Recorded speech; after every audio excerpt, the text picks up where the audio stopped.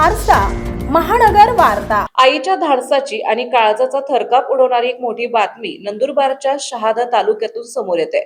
मोहिदा गावामध्ये बुधवारी रात्री अचानक एका बेफाम बिबट्याने गावात प्रवेश केला आणि तो थेट विशाल भामरे यांच्या घरात शिरला।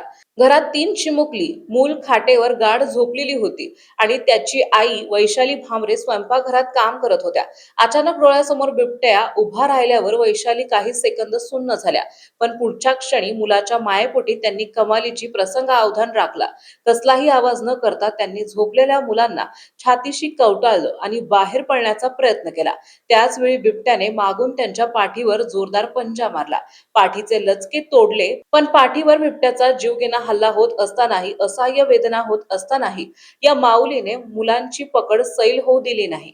आपल्या 3ही मुलांसह नंदेच्या 2ही मुलांनाही तिने बिबट्याच्या तावडीतून सुखरूप बाहेर काढले। एका आईच्या याच अचाट धाडसामुळे आज 5 चिमुरड्यांचे प्राण वाचले असून या धाडसी माऊलीवर सध्या रुग्णालयात उपचार सुरू आहेत।